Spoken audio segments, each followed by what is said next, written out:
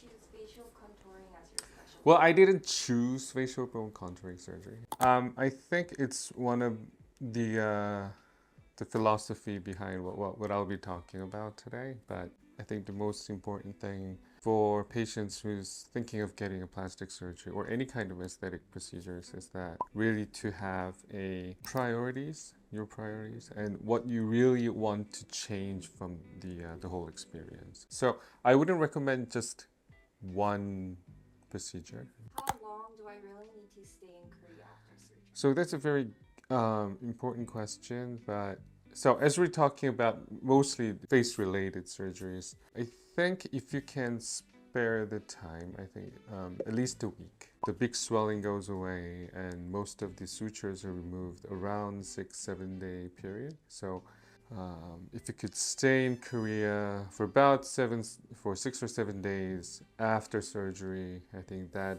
would be best. Why did you choose facial contouring as your specialty? Well, I didn't choose facial bone contouring surgery.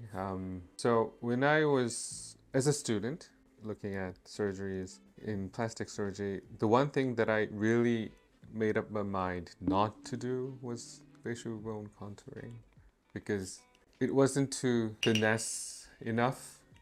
I think it was too very rough surgery for me. I think plastic surgery is more about changing the soft tissue side of the face, but God works in mysterious ways. Now I'm doing mostly facial bone contouring. But one of the things that I do like about facial bone contouring surgery is that you have a very clear before and after results. And also the good thing for me personally is that there are very clear limitations on what you can do and cannot do. It's much more straightforward surgery than other soft tissue surgeries, I think. If you could perform surgery on any celebrity, who would it be and why? I wouldn't do anything on any celebrity. So if you look at our, how do you call it, shopping bag, goodie bag from our clinic, the logo says everybody has their own beauty. So nobody needs an aesthetic plastic surgery. I think most patients, when they actually come into plastic surgery clinics for consultations, I think it was very hard for them to make up a mind to actually come into the consultation. What I can do is give them an option, a safe, reliable option to what they want changed from the surgery. I think they rush into things too fast after surgery. I think there is there needs to be a period of recovery. It may be as short as 2 weeks, maybe as long as 3 months, 6 months. So they're really anxious about, is this the final result? Which is not. But they think that after about a month after surgery, they think there's not going to be too many changes with their face or the results. So they rush into the next thing. I think that's one of the most common mistakes that patients make. Have you ever had a patient request something impossible? Every patient, asks for something impossible. I remember a patient. She was a lady in her 70s. She came in to have a facelift done. This is very gentle, very kind, very sweet lady. During the design phase of the surgery, so after all the design has been done, it was just before going into surgery, she showed me a picture. So this is how she would like to look after surgery. And it was a picture of Kim Tae. So we both laughed and went in for surgery. After surgery, and she was planning on going back to Japan, and it was her last follow up. And thankfully, she told me that the whole experience was very nice.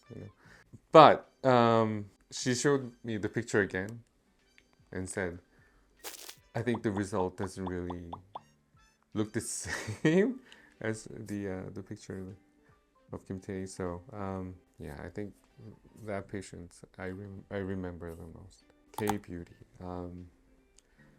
K-beauty is K-culture, we wouldn't have the number of patients that we see right now if it weren't for all the K-dramas, K-pop singers, things like that. The whole infrastructure around the food, the K-culture, I think the foreigners wouldn't come into Korea if it was just for plastic surgery. I think that whole experience, the perception of beauty has really changed. I think K-beauty without K culture would not exist as it is right now. And the other thing is, let's face it, the affordability with all the competition that we have in Korea right now, with the skill of the surgeons, the dermatologist in Korea, level of expertise or the results, I think it's very affordable.